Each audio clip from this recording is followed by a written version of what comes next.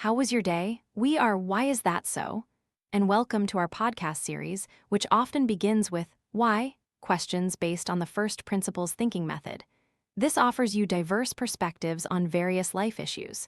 To truly live with spirit, join us for this episode.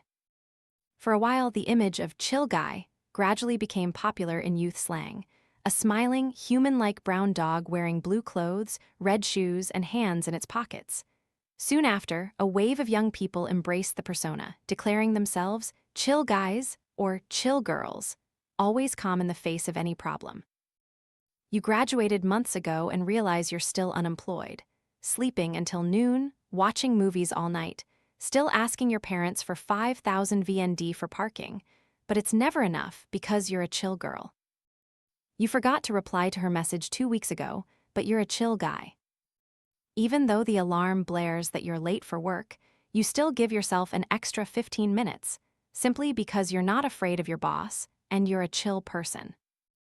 The general formula for this chill guy trend is to state a problem, a situation considered difficult, an impossible task that one has faced, is facing, or will face, combined with an attitude of it's fine, I don't care, or still feeling light and calm because I am a chill person. Looking at it positively, this is simply an entertainment trend, reducing stress in busy daily life. But once, I stumbled upon a video of an elder sister talking about her chill younger brother. This elder sister has a younger brother who graduated but hasn't started working. He just stays home with their parents, eating, sleeping, and playing games all day, holed up in his room with no intention of starting a business or looking for a job. She said her brother was exactly like the chill guy trending online lately. However, she felt grateful for her brother because, at least, he wasn't a burden to the family like other sons she knew. Better for him to be bin, just okay, than those who talk a big game and then come home to ruin the whole family, leaving them with tens of billions in debt due to gambling, drinking, or failed businesses. While everyone has different perspectives, if you put yourself in the shoes of parents or relatives whose son brings tens of billions of debt to the family, we would surely pray, if only this person would just live contentedly instead. But as a member of the FOMO generation, always panicked and anxious when thinking about a bleak future, I personally can hardly say I'd be grateful if he just floated through life so irresponsibly. Every day, looking around, everyone is racing to improve themselves. Do you feel like you're being left behind? Not to mention, many friends, or even younger generations, are fluent in at least 2 foreign languages. Some even communicate in 3 or 4. Looking back, I still feel stuck in place with just a few basic conversational phrases. Of course, no learning is meaningless, and no investment in oneself is a waste. So, if you're still struggling, not knowing where to start, just choose to learn. Returning to the chill lifestyle of the chill guys and chill girls, this is a topic worth exploring if understood and practiced correctly. In this podcast episode, let's Why Is That So? Delve deeper into this topic. First, we need to clarify who exactly the chill generation refers to. In reality, chill generation isn't a scientific term. It's just a playful moniker for a segment of young people, usually Gen Z and Gen Alpha, who tend to live a relaxed life, enjoy life, and prioritize mental well-being. These individuals don't emphasize pressure for fame or chase traditional definitions of success. Instead, they prioritize personal happiness, freedom, and creativity, cherishing every moment and life itself, seeking joy in simple things. If previous generations, specifically millennials or Gen X, were known as workaholics, people who chase their passions, willing to work day and night to prove themselves, then Gen Z and Gen Alpha today value relaxation, flexibility in work, and prioritize mental health. The emergence of the chill generation marks a societal shift where values of balance, flexibility, and mental health are increasingly emphasized. This is not just a fleeting trend, but a manifestation of a change in the concept of success and happiness. The next question is, what explains why this chill trend is so prevalent? The world is constantly changing every day, and along with it, human values are also gradually shifting. The chill trend did not appear by chance, but is the result of profound changes of the era. First, the hustle and bustle of life create invisible pressures that leave many young people feeling exhausted and disoriented. They long for a slower, more balanced lifestyle to listen to themselves and enjoy simple things. Moreover, the COVID-19 pandemic was a strong catalyst, helping us reevaluate the core values of life, that mental health is more important than ever. In particular, the development of technology, especially the internet, has created a flexible remote working space, no longer confined by office walls, allowing young people to be more proactive in their work and have more time to take care of themselves and pursue their passions. Additionally, social media platforms like TikTok and Instagram have contributed to popularizing the chill lifestyle among young people with trends like soft life, simple living, slow living, and quiet quitting, doing the bare minimum at work. In the most intense situations like being late for work, a looming deadline, or a broken relationship, this younger generation remains calm and nonchalant, saying, "It's fine because I'm a chill person." At first glance, such a carefree attitude seems desirable to many, but is living so chill truly good?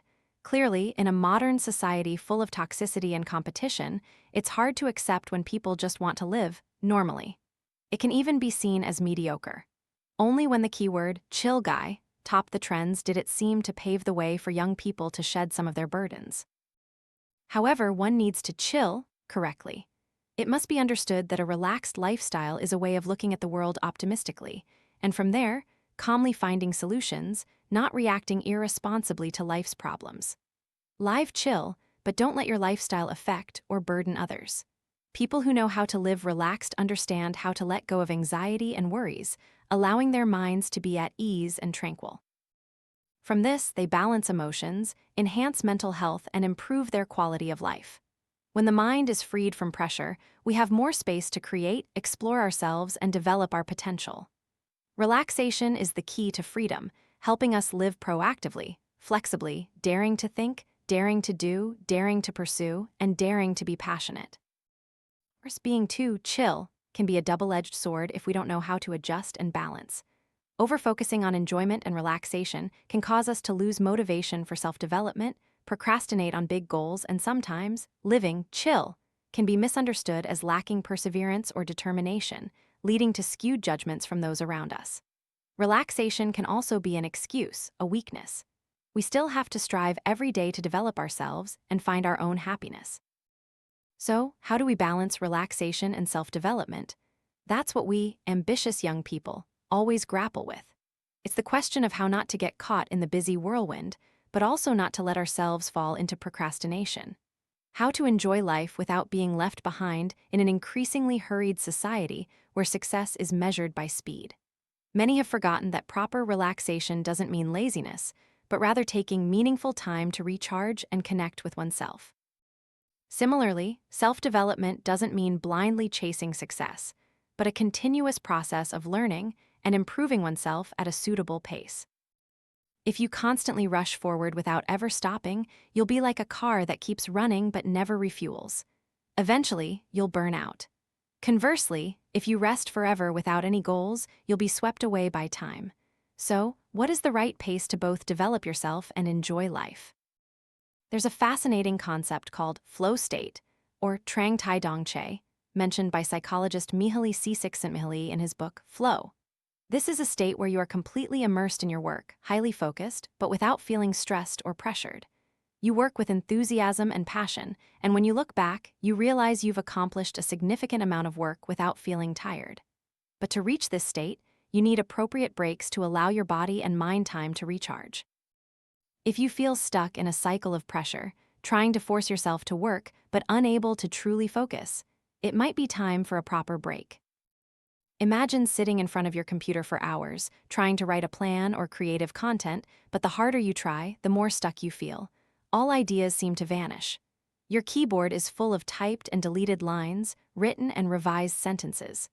At that point, the only way to clear your thoughts is to stop. Get up, walk around a few times, make a cup of coffee, or do something completely different from the work you're stuck on. It's during these moments of allowing yourself to relax that the Eureka moment often strikes, and wonderful ideas will sprout. Eureka, in Greek, means I have found it. And it was the joyous cry of the ancient Greek scholar Archimedes when he chose to rest by taking a bath after days of racking his brain over a problem the king had posed. Science has proven that Eureka moments, when we find a breakthrough idea, often occur when we stop thinking about the problem. Specifically, when people are stumped by a problem, their mind enters an incubation phase. During this entire process, thoughts don't stop but shift to the subconscious level. By allowing the body to rest, one eliminates the impatience and anxiety of the initial phase, forgets previous wrong or stuck ideas, and from here, solutions suddenly emerge. It's no coincidence that brilliant ideas appear when we're showering, walking, or even washing dishes. The brain needs space for information pieces to arrange themselves, rather than being forced into a rigid framework. Additionally, one method many people use to maintain this balance is the Pomodoro technique, working for 25 minutes, then resting for 5 minutes. This method helps us maintain focus for short periods without becoming overwhelmed.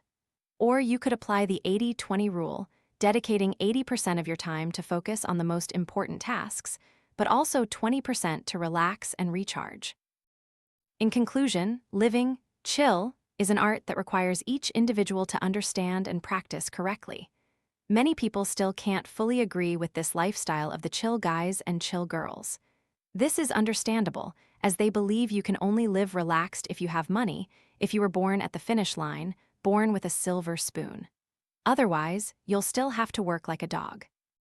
But what if you always have to live frugally, sparingly, craving a pastry or a cup of tea but only daring to look and sigh?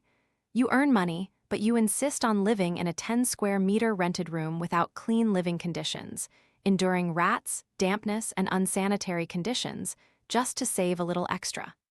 Think about it, is such a life worth it? While we know everyone has their own timing, saying that doesn't mean you just sit there and wait for your time to come. We force ourselves to move forward every day, but to go far and develop sustainably, we also need to know when to rest. Life is not a race, but a journey. If you only focus on running fast to the finish line, you might miss the beautiful scenery along the way, interesting people, and memorable moments. If you go too slowly, just resting without moving forward, you will never reach where you want to go. Therefore, success is not just about finishing fast, but about a complete journey. A smart worker is not the one who does the most, but the one who knows when and how to work, knowing when to slow down to gain momentum for going further. Slow living helps us become conscious to distinguish our needs, to see what we need and understand what we want. When you know how to balance, you will not only achieve success, but also find happiness right on your journey. And on every journey, why is that so? Will always accompany you, listening, sharing, and helping you discover meaningful things. That's all for this podcast episode. If you resonated with these shared thoughts, don't forget to follow the channel, and we'll see you in the next episodes of Why Is That So? Bye.